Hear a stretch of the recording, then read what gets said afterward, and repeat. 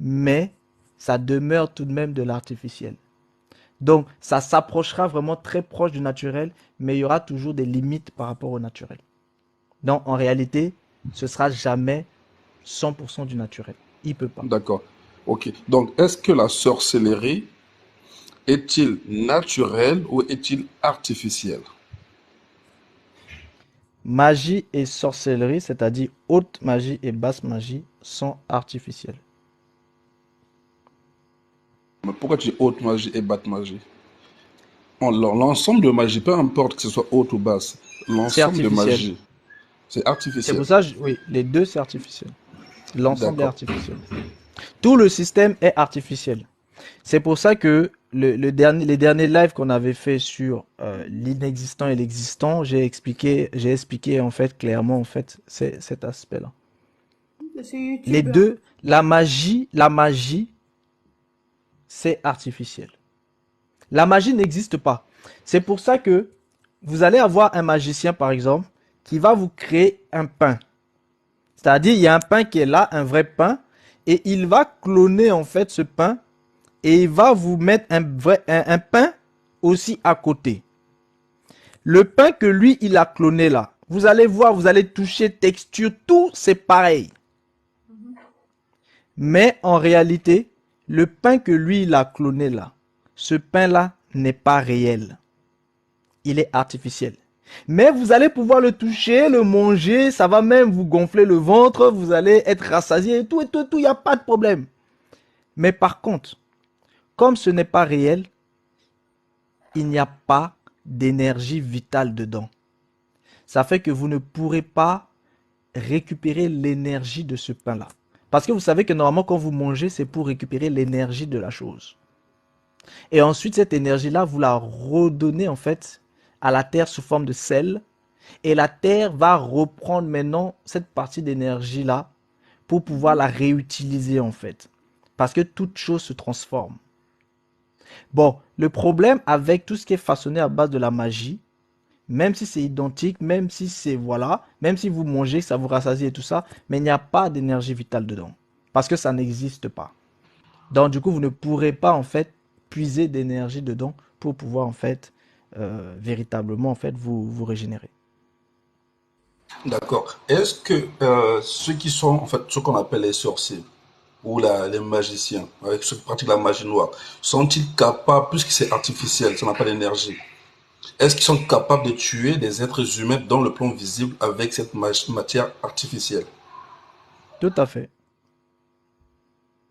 Puisque normalement c'est artificiel, ça n'a pas d'énergie qui va atteindre le naturel. Puisque le naturel domine sur l'artificiel. Alors comment ils arrivent à parvenir à détruire le naturel? Pour ça, il faut comprendre ce qu'est la mort. C'est une question qui touche à la mort. Comprendre la mort. Et ce sont des sujets pour lesquels j'ai pas encore traité avec les uns et les autres et je pourrais pas rentrer en fait en détail là-dessus. Mais la mort elle-même est artificielle. Et c'est parce que la mort C'est- est artificielle que eux, ils peuvent justement tuer des gens de manière artificielle.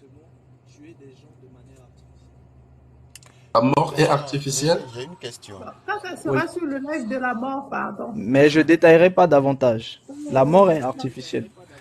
Réveil, j'ai une question. J'ai une petite Il y a, question, il y a- Réveil. Oui, frère Adé. Oui, bonsoir, bonsoir tout le monde. Désolé de. Je suis monté juste pour la petite question. Quand j'ai suivi les 15 dernières minutes de développement et de l'interaction avec une Camille, il m'est venu à l'idée, puisque j'avais déjà introduit une fois cette idée que les fruits sans pépins que nous mangeons là, comment dire, les aliments bizarres qu'on consomme surtout ici en Occident qui n'ont ni tête ni queue là. Il y a des viandes qu'on achète dans le commerce, on ne voit jamais la tête ni la queue de ces viandes là. La question que je m'avais posée, est-ce que les buffets, je parle des buffets, tu sais les buffets de nourriture qu'on paye 10 euros, 20 euros la personne pour aller manger là. Oui. Tu vois à quel point ça paraît risible, hein? Mais aujourd'hui, je suis convaincu que ce buffet-là, c'est là ma question, même si je me fais une idée de la réponse. Cette affaire-là n'est pas naturelle. C'est pas clair. Non, c'est pas clair. C'est la Cette sorcellerie affaire, on va artificielle. payer $20 ou bien 20. Non, sérieux, ce que je vous dis là, attends, je te parle honnêtement. C'est là où je fais une remise en cause, une refonte vraiment profonde pour me demander est-ce que ces buffets ou ces fêtes que les gens organisent pour les funérailles avec autant d'engouement et de choses là, si on est vraiment dans la réalité ou dans la virtualité. Ah, Adé, la seule C'est chose que là moi ma je peux te question. dire, hein, la seule chose que moi je peux te dire, c'est que en Occident là, les Occidentaux ils sont forts, hein. Ils sont forts dans quoi? Ils sont forts. Non, il y a quelque chose que, quand Camille parlait tout à l'heure du mode occidental par rapport au paradigme de vie africain et tout, je me dis quelque part qu'il pose les questions juste pour les poser, pour tirer le verre du nez. Sinon, Camille, de par son niveau de culture, il a pleinement réponse et accès à ces genres à ce type de connaissances-là. Oui, Mais je ce que sais. je suis en train de On dire, répond pas et pour lui, on répond pour les autres. j'insiste C'est quoi, un moi marmailleur, j'insiste. Camille. Je vis en Occident et tous les jours que le bon Dieu fait, je me rends compte que je vis en marge de la société ou bien je vis dans un monde parallèle aux autres en fait. Mais tu as déjà tout dit, hein.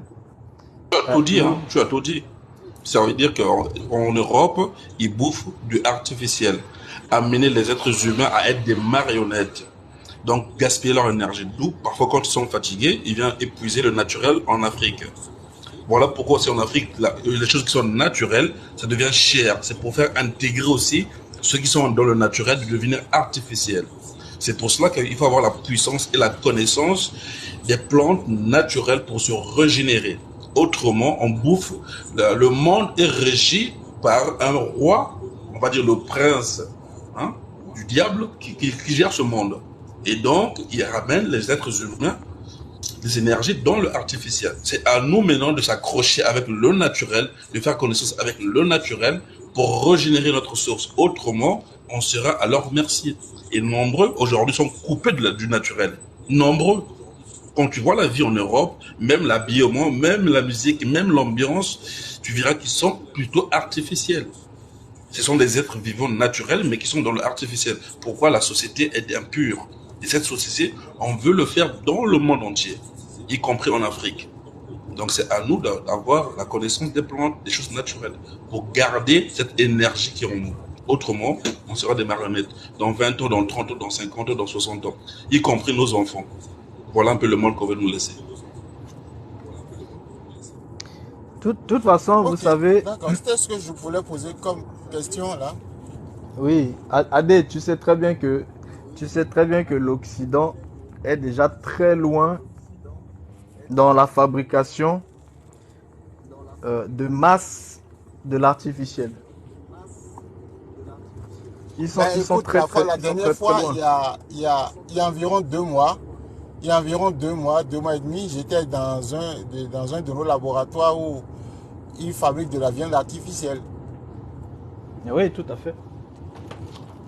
Tout à fait. Oui, C'est, c'est- là où je bosse, là où je bossais, c'est un laboratoire de développement et R&D en bioéthical, un truc comme ça, du genre où on te fabrique de poulet artificiel, la viande de poulet mais, artificielle, la viande de bœuf artificiel. Et ça sentait mais, tellement bon le bœuf. mais vous savez, des gens qui ont déjà une bonne connaissance du monde minéral, du monde végétal et du monde animal, c'est très simple pour eux, en fait, de pouvoir recopier un certain nombre de choses. C'est pour ça qu'en fait, en réalité, en fait, en Occident, bon, je peux même pas vous dire de faire attention à ce que vous mangez, mais, mais vous allez retrouver un petit peu les mêmes choses en Afrique. Par exemple, en Afrique, vous avez les transformations. On peut très bien transformer en fait des humains en fait en animal et on les vend aussi sur le marché. Mais il y en a Donc qui ne préparent vous avez carrément tous, la chair, non? oui, vous avez toutes ces choses-là en fait qui se font. Donc ne pensez pas que toutes ces mauvaises choses-là, c'est les panoplies d'une partie du monde. Non, c'est le monde entier en fait qui est déjà en fait dans ça. Et pourquoi le monde entier est dans ça? Tout simplement parce que le processus de transmutation est déjà avancé à un niveau dont les gens n'ont pas idée. Et c'est pour ça que quand on parle de sorcellerie et de magie, il y a des gens qui vont pouvoir fustiger en disant ah, la sorcellerie c'est mauvais, la magie c'est mauvaise. Mais en réalité, je vais vous dire quelque chose. Toute personne qui utilise son imagination est un magicien, est un sorcier. Écoutez bien ce que je suis en train de vous dire. Toute personne qui utilise son imagination est un magicien, est un sorcier. Parce que en réalité, chaque fois qu'on utilise son imagination, on pénètre dans le monde de la virtualité et on va récupérer en fait des choses. Les choses qu'on récupère là, c'est quoi? On les avait vues par exemple, un exemple, lorsqu'on parlait en fait du monde astral et des habitants du plan astral. Et quand on parlait de ces habitants-là, vous vous souvenez, on avait vu un aspect qui était les corporéités d'idées. Corporéité d'idées, c'est quoi? Ce sont des idées qui ont pris forme corporelle. Donc, ce sont des idées. Les idées, c'est quoi? Les idées, c'est de l'imagination. Ce sont des idées de l'imagination qui ont pris forme, c'est-à-dire qui sont devenus des corps. Et ces corps-là peuvent quitter la sphère spirituelle dans laquelle ils sont pour incarner, pour s'incarner dans un véritable corps. Donc, lorsque cela se produit, il y a création, c'est-à-dire il y a d'abord eu création à travers la magie pour que l'idée devienne une conscience mentale. Ensuite, il y a matérialisation à travers la sorcellerie pour que cette conscience mentale qui est devenue corporéité d'idées puisse se matérialiser en fait sur le plan matériel. Et ça, c'est magie, sorcellerie. Et le monde est régi que par ça. Le monde dans lequel vous êtes là, c'est régi que par ça. Les applications que vous utilisez là, c'est exactement ça. Donc vous comprenez bien que tout le monde est en plein dedans. Et tout le monde est un pratiquant régulier. Tout le monde est dedans même jusqu'à l'os, jusqu'à la moelle épinière.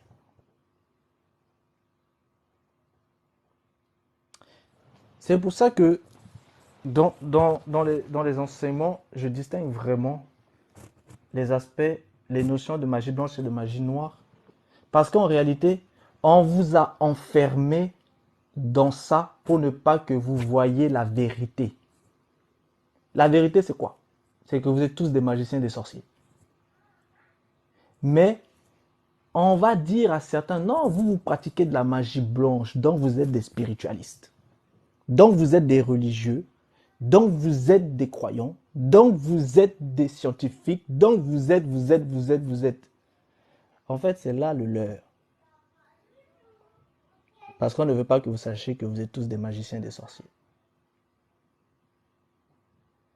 Maintenant, est-ce que c'est bon d'être magicien et d'être sorcier? Chacun va faire son choix. Et est-ce qu'il y a autre chose? Oui, il y a autre chose. Parce que la nature que vous vivez, Oui, cette s'il nature-là, vous plaît. elle est J'ai différente. une Oui, question. tu vas poser. Oui. Attends une seconde, pardon. Il finit juste ce qu'il est en train de Ah, dire Je là. voulais juste intervenir avant qu'il n'avance, s'il vous plaît. ok, bon, vas-y. Pardon. J'ai été coupé. Bon, Oui, c'est pas grave, donne la puisque, parole, c'est pas grave. puisque la magie, tout comme la sorcellerie, vous venez de dire que c'est de l'artificiel, et vous venez de dire là que toute personne qui utilise sa pensée euh, devient magicien. J'ai dit son Et nous imagination, voyons d'autres personnes, pas sa oui, qui pensée. utilisent son imagination. Cela peut se matérialiser et là, du coup, il devient magicien ou soit sorcier.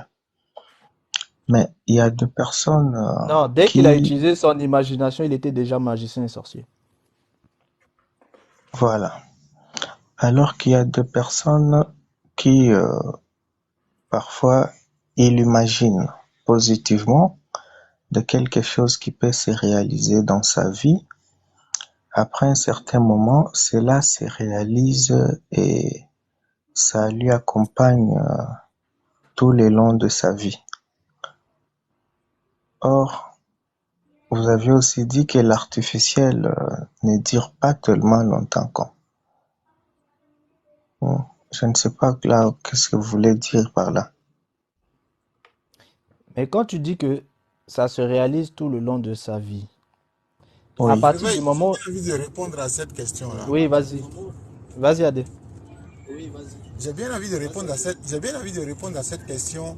Si Vas-y. je me rappelle, si tu avais fait, tu avais fait un live, et on avait fait un live tout dernièrement, dans lequel tu disais, mais en fait, de se rendre à l'évidence que il n'y a plus rien à puiser dans l'ancestralité de chez nous en Afrique par rapport à notre divinité qu'on sort, si on voit la dimension vers laquelle tend le monde occidental. C'est bien ça, hein? Oui, tout à fait. C'est bien ça. Alors, quand je me rappelle, quand je fais allusion à cet enseignement et à la question que pose notre ami aujourd'hui, je veux simplement lui dire que, mais, mon ami, nous autres, Noirs africains, qui sommes restés accrochés à nos réalités endogènes, à notre petit confort de vie, et quand tu as la chance d'être en Occident et de voir à quelle vitesse évolue le développement tant bien local que sur le plan national, c'est là que tu dois te poser la question en fait, de savoir si la magie, ce n'est pas la matérialisation, c'est pas sa matérialisation qui se fait en Occident en fait. Et quand on te dit que l'imagination, à partir du moment où tu as déjà l'imagination, tu es sorcier, mais je te donne un simple exemple, ton téléphone portable que tu as en main, à un moment donné, la version du logiciel devient obsolète et tu dois faire une mise à jour. D'où vient cette mise à jour, mon ami? Où tu dois passer de Android 4 à Android 5, de Android 5 à Android 7, de Android 7 à Android 10 par exemple. Ou bien la version de ton iPhone aujourd'hui à une version X et d'ici 2 semaines, ça passe à une version V2, V3 par exemple. C'est de ça qu'il s'agit en fait. Je crois, Réveil, que je suis resté dans l'esprit de la question. Oui, oui. Tu peux continuer. oui, Monsieur Réveil, merci beaucoup. Voilà. Donc, Monsieur Réveil, merci beaucoup. à force C'est Adé Sagnan qui est en train de te répondre à aussi. force de ne pas se rendre à l'évidence que nous devons rapidement, comment dire, à force de ne pas se rendre compte que nous devons rapidement nous accorder, à nous accorder ou carrément faire corps ou bien s'adosser à cette évolution galopante et fulgurante dans laquelle on est, ben, je pense que plus rien ne pourra nous récupérer à un moment donné de Oui, l'affaire là. Monsieur Adessa, lorsque Voilà vous un peu dites que, mon Vous, opinion vous sur qui la êtes en question. Occident, vous voyez comment le monde évolue, l'évolution des choses évolue avec vitesse et qu'ici en Afrique, c'est comme si nous Oui. sommes encore dans la routine, tout ça. J'aimerais un peu savoir, sur le plan spirituel, qu'est-ce que cela vraiment a comme positivité? Parce que, euh, vous savez, lorsqu'on est Il n'y a plus de spirituel, place là. Non, dans le fond, c'est pour les handicapés ici seulement, pour les personnes vous qui me ont suivez? mobilité réduite. Même là, là, Le même. Oui, parking on au bout, t'écoute. dans le parking là, vous pouvez Droit à la parquer parole, tu peux passer. couper le micro Attends, d'Adé? oui, Ah, merci. c'est bon. Oui, vas-y, tu peux Oui, continuer, fiston. oui. Sur le plan spirituel, j'ose croire que tout ce dont vous êtes en train de citer, ça n'a pas vraiment euh, un apport assez positif pour l'illumination, soit l'évolution de l'âme. Surtout que vous parlez de la transmutation, ainsi de suite. Donc, je ne sais pas si je vous ai bien compris, surtout Oui, au début, Monsieur Réveil, vous voulez assez que tout le monde se donne à l'ésotérisme, parce que ces enseignements dont vous donnez, je ne pense pas qu'il y a des églises dans lesquelles on enseigne ça. Alors, atteindre cette dimension, monter des dimensions comme vous venez de le dire, à quoi est-ce que les gens vont-ils réellement se donner? C'est ce que ok, j'aimerais aussi savoir. ok. En fait, ce qu'il faut comprendre, c'est que euh, ce que j'enseigne, là, c'est le système mondain tel qu'il est. Et Ouais. c'est ce que, en fait, les grands sages, en fait, de ce monde mettent en place. Et c'est aussi ce que les grands sages de ce monde conceptualisent. Mais ça ne veut pas dire que c'est le système dans lequel euh, je dis à tout le monde d'y aller. Ce dont il est question ici, c'est que les gens puissent comprendre le système dans lequel ils sont. Parce que si tu ne comprends pas ce dans quoi tu es, comment pourras-tu en fait distinguer ce dans quoi tu es d'autre chose? Tu ne pourras pas. Donc il faut d'abord commencer par connaître ce dans quoi nous sommes. Je te donne un exemple. Si jamais tu te retrouves en fait au Ghana, eh bien, tant que tu ne sais pas que tu es au Ghana, tu peux croire que tu es au Canada. Donc, il te faut d'abord savoir que tu es au Ghana et c'est là que tu sauras que tu n'es pas au Canada. Or, il y a des gens. Mais on fera à travers quoi? Parce que il y a beaucoup Attends, d'églises. je viens.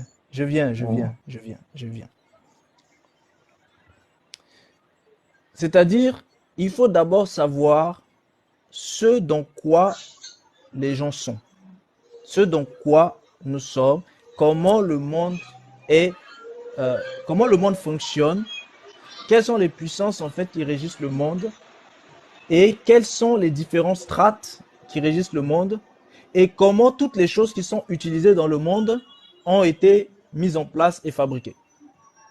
C'est primordial de comprendre ça. Parce que quand les gens comprennent ça, ils pourront justement en fait voir si ça leur convient ou pas. Parce que si tu ne connais pas la réalité d'une chose, en réalité, tu ne peux pas vraiment savoir si ça te convient ou pas. Il faut que tu connaisses la réalité de la chose. Et là, maintenant, tu pourras justement faire un véritable choix. Et moi, la première partie de mon travail, c'est ça. C'est de montrer le monde tel qu'il est, afin que les gens puissent véritablement choisir où est-ce qu'ils veulent aller. Maintenant, j'ai toujours dit, il y a en réalité deux systèmes différents. Il y a un système qui est celui des bovins, et c'est ce système dans lequel... Ah, vous pouvez, s'il vous plaît, fermer... SFR, tu peux couper ton micro, s'il te plaît. Droit à la parole, tu peux couper le micro d'SFR, c'était chez elle qu'il y avait le bruit. Il est coupé mon Donc, micro. Tonton Réveil, mon micro est coupé, hein. J'avais déjà coupé. Non, on entend toujours le bruit. Je sais pas si. Ce n'est pas moi. Mais oui, si tu là c'est parles bon, là comme c'est bon, tu- c'est coupé. Ah, là, Là c'est c'est bon. bon, c'est coupé. Donc, ce que j'étais en train de dire, c'est que le monde, il y a deux systèmes. Le premier système, c'est celui dans lequel tout le monde est, mais le problème, c'est que les gens ne savent pas qu'ils sont dans ce système-là. C'est ce système des bovins, et c'est celui qu'on est en train d'expliquer. Et il a des façons de fonctionner, et il a en fait différents espaces à l'intérieur. Non seulement des espaces distanciels, mais des espaces dimensionnels. Et c'est ça qui fait la complexité en fait de ce système. Et c'est tous ces espaces, non seulement distanciels et dimensionnels, qui permettent en fait de parler en fait de conscience multidimensionnelle. Parce qu'on ne peut pas parler de conscience multidimensionnelle sans la notion de multidimension. Vous voyez, c'est pour ça que je ne voulais pas rentrer en fait en détail. Mais ce système, il est aussi distanciel. Et il est basé sur deux choses, sur l'espace et sur le temps. Et c'est comme ça en fait que le système est façonné. Et tout le reste que vous avez, toutes ces petites choses-là, sont uniquement à l'intérieur de tout ça. Or, le système dont je vous parle là, ce n'est pas physique. C'est de la matière, mais de la matière invisible. Donc du coup, beaucoup de gens ne savent même pas qu'ils sont dans ça. Beaucoup de gens ne savent même pas qu'il y a différentes dimensions au lieu même où ils sont. Là où toi tu es assis là, il y a plusieurs dimensions là où tu es, mais tu n'es pas conscient de cela. C'est de ça dont il est question ici. Bon, comment des gens peuvent faire des choix si en réalité ils ne sont pas conscients des véritables choses dans lesquelles ils sont? Donc ça déjà c'est le premier aspect, il faut leur expliquer. Le deuxième aspect, c'est que il faut leur dire que tout ce système dans lequel ils sont, c'est de la virtualité. Et ici, il y a un problème parce que eux, ils pensent que c'est de la réalité. Or, c'est de la virtualité. Donc, comment pourraient-ils en réalité connaître la notion du réel s'ils ne savent même pas qu'ils sont dans l'irréel alors qu'ils croient qu'ils sont dans le réel? Là aussi, ça pose un problème. Donc, il faut qu'ils comprennent la différence entre le réel et l'irréel pour qu'ils comprennent véritablement dans quoi ils sont. Et là aussi, ensuite, ils pourront faire un choix. Le troisième aspect, c'est que le réel existe véritablement. Et ce réel-là, lui, il existe, mais dans un autre système, qui est le système des ovins. Bon, cet autre système-là, il a aussi son mode de fonctionnement. Et cet autre système, lui, par exemple, il ne fonctionne pas sur l'imagination, mais il fonctionne sur la pensée. Il ne fonctionne pas sur la magie, mais il fonctionne sur la foi. Donc du coup, ça pose un problème parce que les gens ne savent pas distinguer leur imagination de leur pensée. Si je te dis, quand tu es en train de penser à quelque chose, si je te dis, est-ce que ça vient de ton imagination ou ça vient de ta pensée, tu vas commencer à te gratter la tête parce qu'en réalité, tu n'en sais rien. Et c'est ça le problème. Donc, il faut que les gens puissent savoir, que les gens puissent apprendre à distinguer ce qu'est de leur imagination et ce qu'est de leur pensée. Parce qu'en fait, en réalité, il y a un cycle. L'homme a différentes parties en lui. Lorsque l'homme est dans la sphère du système dans lequel il est à l'heure actuelle, le système bovin, en fait, tout émane de la magie, de la sorcellerie, des intuitions, de l'imagination. Et ensuite, là où il y a un tour de passe-passe, c'est que de l'imagination, ça bascule dans la pensée. Et ensuite, ça se matérialise par la codification. La codification, c'est tout simplement la parole. Et ensuite, ça prend forme. Ça se matérialise. Et tout ça, c'est tout un cycle, en réalité, qui n'existe pas. Et de l'autre côté, le même homme, vous allez voir que il a sa propre sagesse, son intelligence, il a son esprit, il a son âme, il a la matérialisation de son âme, il a sa parole et il a maintenant la manifestation. Or, tout ce cycle-là, le deuxième que je viens de donner, c'est un cycle qui existe. Ça veut dire que, en réalité, quand un homme pense, il est en train de voir quelque chose de réel. Et maintenant, il le voit par quoi? Il le voit par les yeux de la foi. Mais c'est réel. Et ensuite, la foi découle ça sur sa sagesse découle ça sur son intelligence découle ça sur son esprit découle ça sur son âme, c'est-à-dire son essence, et son essence découle ça sur sa parole, c'est-à-dire sur la codification, et ensuite c'est matérialisé. Voilà le cycle qui est réel. Or, ce qui est réel, en réalité, ce ne sont pas des idées. Parce que ce n'est pas vous qui allez imaginer, mais vous voyez des choses qui existent. Mais de l'autre côté, vous imaginez des choses qui n'existent pas. Mais la finalité, c'est que c'est matérialisé au final. C'est de ça dont il est question. Je peux poser une question? Oui, Oui, monsieur, c'était pour réveille-toi. répondre à la question de Fiston. Oui, donc si je vous ai bien compris, bon, j'aimerais que vous soyez un peu trop ouvert. Vous voulez assez que les gens s'intéressent beaucoup plus à l'ésotérisme, parce que de ce que vous parlez, je vous écoute vraiment très très bien, alors que il y a beaucoup de personnes qui traitent ça bon,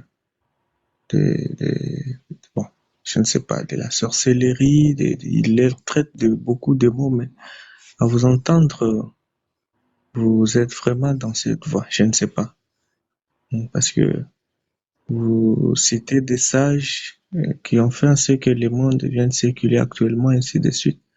Et c'est de ça réellement qu'il s'agit. Donc, fonder vraiment tout sur la pensée et l'imagination. Et je ne sais pas, plus les gens vous suivent dans ce live, mais il faudrait aussi leur indiquer quels sont les différents endroits qu'ils peuvent fréquenter afin d'acquérir, approfondir ces connaissances, afin de pouvoir très bien distinguer. Et au fil du temps, ils peuvent aussi monter des dimensions et afin de faire la part des choses, essayer de changer les choses comme vous les faites déjà. Vous voyez pas aussi que ça serait intéressant de vous suivre comme ça, parce que les initiations même dont vous parlez, ben, ça ne sera pas du coup comme ça sur le live que la personne doit être initiée, tout ça. Je ne sais pas, bon, ça c'est mon avis. Ok. En fait, je pense qu'il y a peut-être certaines choses que tu n'as pas bien cernées par rapport en fait à mes dires. Euh, Quand on parle en fait d'ésotérisme, il faut aussi parler d'exotérisme. Et moi, je ne suis pas là pour euh, pousser les gens à l'ésotérisme. Je ne suis pas là non plus pour les pousser en fait à l'exotérisme.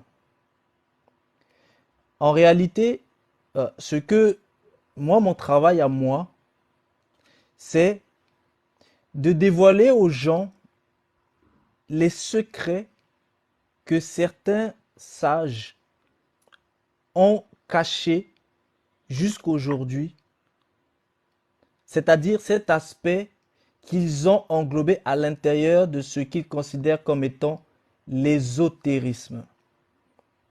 Parce que tout ce qui est facilement révélé, que ce soit les spiritualités, les religions, etc., c'est toute cette sphère en fait d'exotérisme. Mais tout ce qui est caché, c'est toute cette sphère en fait d'ésotérisme. Et dans toutes les spiritualités et les religions, peu importe en fait, même les philosophies, vous avez toujours ces deux aspects-là. L'exotérisme d'un côté et l'ésotérisme de l'autre. C'est-à-dire, il y a ce qui est montré visiblement et que les gens pratiquent, etc. Et puis, il y a le reste qui ne peut s'acquérir que via en fait certains niveaux d'initiation. Et le problème, c'est quoi? C'est que les gens, ne connaissant pas en réalité ce qui est derrière telle chose, ils vont naturellement s'engouffrer dedans. Et quand ils vont s'en rendre compte, ce sera peut-être trop tard. Moi, mon travail, c'est de dire stop. Pour qu'une personne puisse commencer à suivre un chemin, il faut qu'il sache ce qui est derrière ce chemin-là. Afin qu'il puisse suivre le chemin en connaissance de cause. C'est ça un véritable choix. Parce qu'en réalité, si vous prenez une route et que vous ne savez pas que à la fin de cette route, il y a un trou dans lequel vous allez tomber, eh bien, on vous a arnaqué à prendre la route. Mais si jamais vous savez qu'à la fin, il y a un trou, ben vous pourrez choisir de prendre la route ou pas. Je donne un exemple. Il y a des gens qui acceptent de faire des pactes parce qu'ils vont être riches pendant 5 ans, ils vont avoir la gloire, ils vont avoir tout, mais ils savent qu'au bout de 5 ans, ils vont mourir. Mais au moins, si au départ, on leur dit, écoute, on te donne la gloire pendant 5 ans, mais sache qu'à la fin, on récupère ta vie en retour. Mais cette personne, elle aura pris le chemin en connaissance de cause. Mais si on ne lui dit pas, et qu'on arnaque la personne et qu'elle prend le chemin, et qu'à la fin, quoi qu'il arrive, au bout de 5 ans, elle est morte, et qu'après on va lui dire, ah ouais, mais ça faisait partie du contrat. Mais oui, mais j'étais pas au courant. Oui, mais c'était à toi de le savoir. Et là, effectivement, cette personne est un petit peu un malheureux. Tu vois, moi, mon travail principalement, c'est déjà, premièrement, en fait, à ce niveau-là. De dire stop, assez d'arnaquer les gens, il faut leur dire les choses, et maintenant, ils font leur choix. Je ne suis pas là pour pousser quelqu'un à aller s'initier. Je suis là pour expliquer aux gens ce qui se passe et qu'est-ce qu'il y a derrière telle chose. Et moi, je parle sur tout, que ce soit du religieux, du spirituel, de la philosophie, peu importe.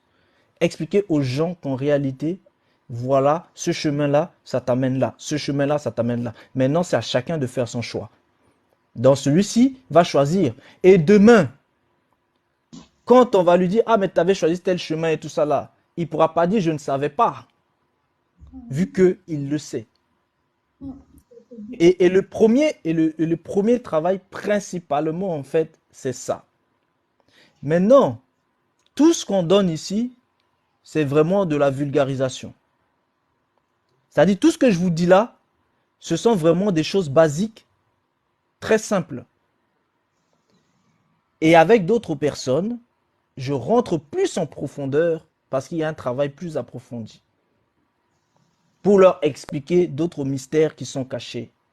Et c'est aussi selon les capacités des uns et des autres pour pouvoir comprendre ces genres de choses. Parce qu'on ne peut pas donner de la nourriture solide à celui qui est encore au lait. Donc, il faut avancer selon les capacités aussi de la personne. Et c'est pour ça, en fait, que c'est fait, en fait, de cette manière-là, petit à petit, pour que les uns et les autres puissent comprendre véritablement. Et quand les gens comprendront véritablement ces choses, chacun maintenant fait son choix. Et il y a des gens qui sont déjà dans leur propre vision des choses, dans leur propre spiritualité. Et du coup, ils vont recevoir uniquement peut-être quelque chose pour approfondir, quelque chose pour pouvoir compléter, etc., etc. Mais le but, c'est pas de dire à telle personne, sors de là, sors de là, sors de là. Non, je ne suis pas là pour ça. Je suis là d'abord pour expliquer aux gens comment les choses fonctionnent, afin que les gens puissent savoir comment faire leur choix. Et le système dans lequel nous sommes n'essaie pas de faire comprendre aux gens qu'il y a bel et bien une distinction entre leur pensée et leur imagination. Et du coup, les gens suivent des chemins qu'en réalité, ils ne maîtrisent pas. Les gens font des choses qu'en réalité, ils ne savent pas ce que ça va produire. Les gens créent des choses tous les jours, mais en réalité, ils ne savent même pas qu'ils ont créé ces choses. Alain, ton micro, s'il te plaît. Oui, Yal, s'il te plaît. Et moi, principalement, mon travail, c'est ça. c'est que les gens puissent savoir que, ah, si je fais telle chose, eh ben, je peux produire, je peux créer telle chose. Et si je crée ça, ça peut jouer sur ça. C'est comme, par exemple, quand on parle, en fait, des aspects, en fait, du karma, où je dis aux gens, attention, si on vous dit que votre karma, c'est qu'une punition et que voilà, vous devez chercher à la changer, etc., je leur dis non. Votre karma, vous devez le vivre. Parce que le karma est issu d'une loi karmique. Et la loi, on la vit. Dès qu'on la vit et qu'on l'accomplit, c'est bon. Et parce que ce sont des héritages intergénérationnels que l'on reçoit, parce que c'est lié à l'âme. Or, notre âme est aussi liée à l'âme de nos aïeux. Donc, ce sont des héritages qu'il faut vivre. Si eux n'ont pas pu le vivre, c'est pour ça que ça a continué dans le cycle karmique. Donc, vous devez le vivre. Et maintenant, tout dépend de la façon dont vous allez le vivre. Et là, vous allez fermer le cycle. Vous voyez, c'est important pour les gens de comprendre en fait ces genres de choses-là afin qu'ils puissent avoir véritablement de quoi faire leur choix. Ok, merci en tout cas. Moi, j'ai une question, enfin deux questions pour toi.